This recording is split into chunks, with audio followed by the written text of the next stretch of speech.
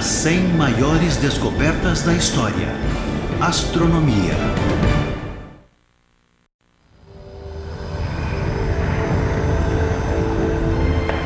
Durante muito tempo, a única luz que conhecíamos vinha do céu. De dia, o Sol. À noite, um número incontável de estrelas. E desde o início, nossos ancestrais acreditavam que o Sol e as estrelas eram celestiais, de outro mundo. E eles estavam certos. Temos observado as estrelas por milhares de anos, mas até pouco tempo não conseguíamos entender muito bem nossa conexão com o cosmos. Mas agora, nossa visão astronômica está mais aguçada. Podemos ver mais longe e com mais nitidez. Podemos observar objetos que são invisíveis aos olhos humanos.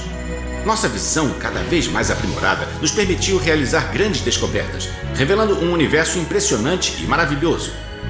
O que veremos a seguir são as 13 maiores descobertas da astronomia.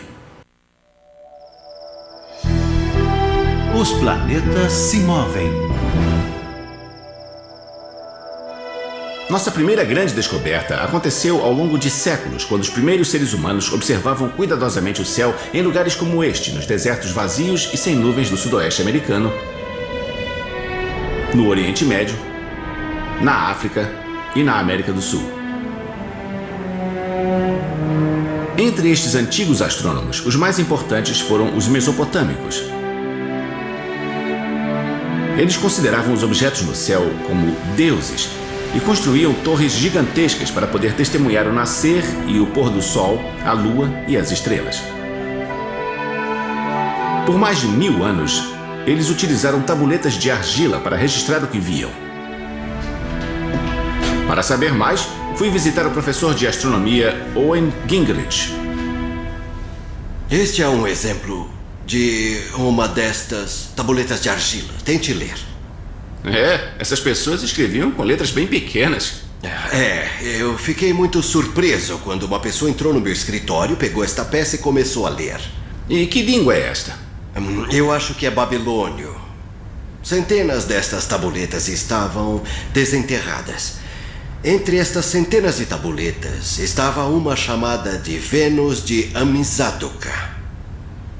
Amizabdoca? Bom, na verdade, ele foi um rei babilônio muito antigo, dos séculos 16 ou 17 a.C. E esta tabuleta registra o movimento do planeta Vênus. É o mais antigo registro que temos do movimento de um planeta. E o que os babilônios faziam com essa informação? Alguém sabe? Bom, era um país em que os rios Tigre e Eufrates podiam ter várias enchentes imprevisíveis. E o firmamento, em contraste, era tão maravilhosamente estável. Então, um tipo de astrologia se desenvolveu para tentar entender a ordem do cosmos, observando o céu e esperando talvez que essas configurações fornecessem algumas pistas sobre o que iria acontecer aos governantes terrestres lá embaixo. Então, eles começaram a registrar presságios, certos acontecimentos ruins, digamos politicamente. Como eram as estrelas no céu? Os planetas estariam na mesma disposição na próxima vez em que algo terrível acontecesse? Depois que os mesopotâmicos realizaram seus primeiros registros, os gregos deram o próximo passo. Alguns astrônomos gregos fizeram uma viagem à Mesopotâmia para descobrir o que estava acontecendo por lá. E parece que eles trouxeram alguns registros sistematizados. Isso acabaria fornecendo a base para elaborar uma teoria matemática sobre o movimento dos planetas. A partir de suas observações, os gregos desenvolveram uma visão do sistema solar que permaneceria pelos próximos 2000 anos. Os planetas se moviam. Sim, mas ao redor da Terra. Nossa próxima grande descoberta faria esta crença cair por terra. A Terra se move. Estamos no ano de 1543. Um homem de 70 anos está morrendo. Seu nome? Nicolau Copérnico.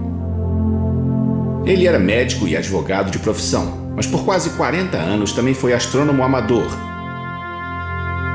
Uma prática que o levou a desafiar uma das crenças mais fundamentais e sagradas de seu tempo. Quando jovem, Copérnico estudou o céu e descobriu que o sistema geocêntrico dos gregos falhava ao prever o movimento planetário. Ele começou a se perguntar se a própria Terra não estaria em movimento. Aqui temos o sistema de Copérnico, mas eu ajustei para ser um sistema ptolemaico, porque a pequena lâmpada está na Terra em vez do Sol. em vez do Sol, para podermos ver as linhas de vista enquanto se movem. Então, o que estamos vendo aqui é a sombra de Saturno. Saturno se move lentamente este para trás, mas é veja Marte. Marte. Marte está andando para trás. Está mesmo. Ele é retrógrado. Como vimos pela lâmpada na Terra. É assim que o vemos a partir da Terra. Agora ele vai parar e vai começar a ficar menor. Ele vai desaparecer no céu. Agora ele irá para frente de novo. Mas aqui está a ideia de Copérnico. Agora o Sol está no O centro. Sol está no centro. E de repente, Todos os planetas... estão se movendo sempre da mesma forma. Eles não param. Copérnico percebeu que os movimentos dos planetas eram melhor explicados se o Sol fosse o centro do sistema solar, com a Terra girando em torno dele como um planeta qualquer. Foi uma percepção revolucionária. Apesar de não haver nenhuma prova de que a Terra se movia, ele escreveu este livro, a base de sua nova teoria. Esta ideia, este livro, mudou o mundo. Sim, porque fez da Terra um planeta e fixou o Sol no centro. Agora, sem essa percepção, não teríamos avançado na física, a física do cosmos. Por acaso, as últimas páginas escritas, estas aqui no começo do livro, lhe ocorreram no mesmo dia em que ele morreu. Eu acho que ele estava parcialmente paralisado por um derrame. E provavelmente ele aguentou até ter certeza de que ficassem prontas. As órbitas planetárias são elípticas.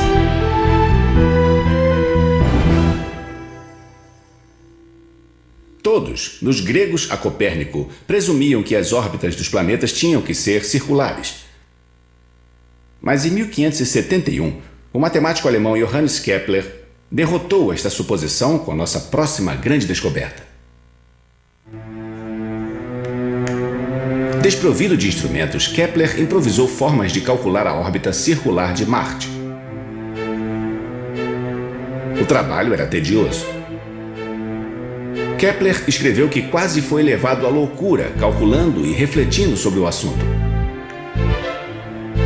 Seus cálculos começaram a revelar que o conceito dos planetas se moverem em círculos simplesmente não funcionava. Então ele teve uma nova ideia. Kepler percebeu que o Sol devia estar conduzindo os planetas de uma forma que ele ainda não compreendia inteiramente.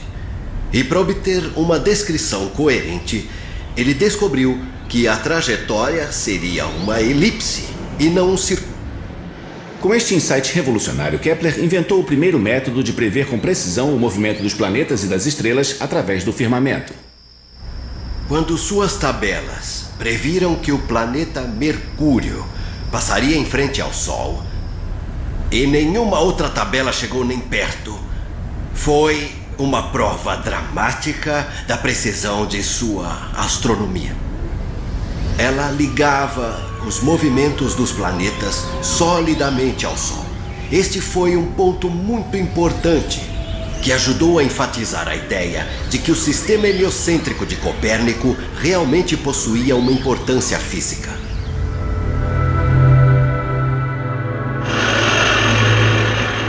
Apesar do sucesso da teoria de Kepler, muitos não acreditavam que o Sol poderia ser o centro do sistema solar.